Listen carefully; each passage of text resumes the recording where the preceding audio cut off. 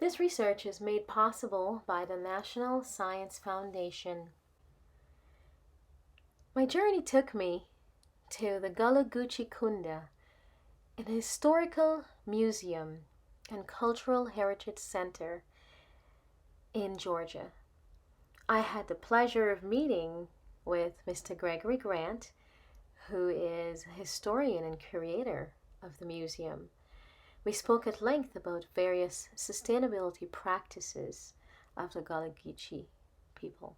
Well, it's just like what I am sitting on. Mm-hmm. This particular structure is a creation that came out of West Africa. This is called Tabi. Right, Tabi, oyster shells, right. lime, Mm-hmm. burnt oyster shells. Mm-hmm. It is made into a paste and then made into uh, a concrete like. Mm-hmm. This particular piece, okay, we're here at Gichi Kunda. Gichi Kunda is on the lands of the former retreat plantation. Mm-hmm. It was over 4,000 acres of a rice plantation. This particular piece, the big house for the retreat plantation, was built roughly around 1820. Okay. This is one of the corners of the big house. Mm.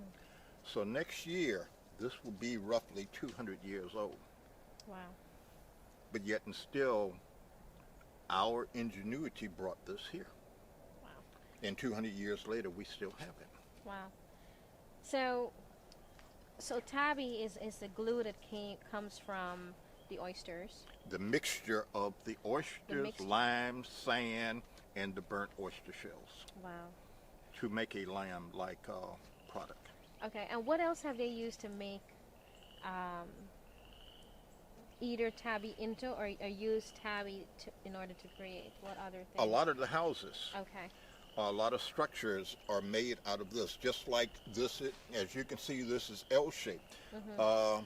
A lot of the structures themselves, mm-hmm. just like that structure there, would have been or could have been mm-hmm. made completely out of Tabi. Which explains why it's still standing. Yeah, well, that one is a little different. Tabi ruins can be found on St. Simon's Island in Georgia, and the ruins of Spanish missions in St. Mary's, Georgia, along the coast of South Carolina, in Beaufort, South Carolina, at Fort Frederick.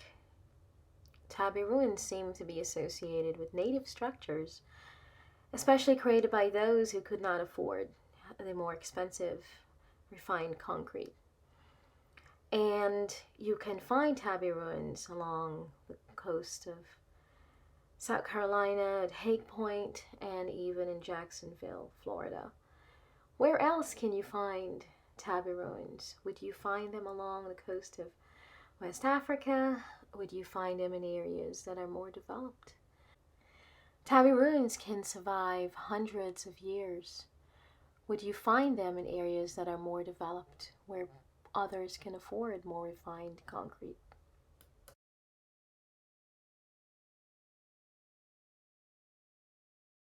And one of the other things, while it just made me think about it, is the oyster shells. Mm-hmm. In the Gullah culture, we were ridiculed a lot because we would take the oyster shells and we would say at the end of the year that we were planting the seeds. Mm-hmm. Everybody laughed at us because that was stupid. Mm-hmm. Now, you go along the coast to any of these boat ramps, mm-hmm.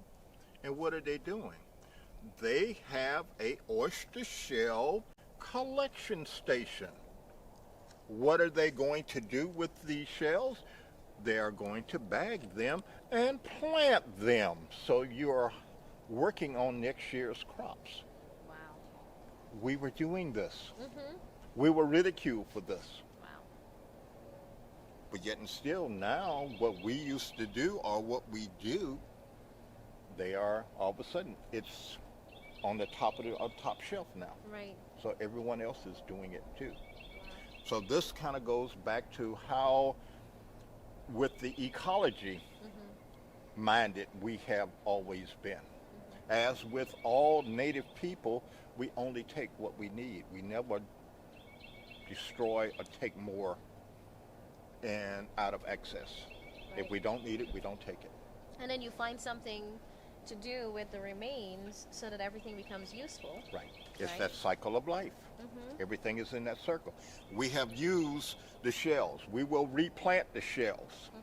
But if it becomes necessary, we have found a way that we can burn these shells to make lime and then make a concrete-like structure.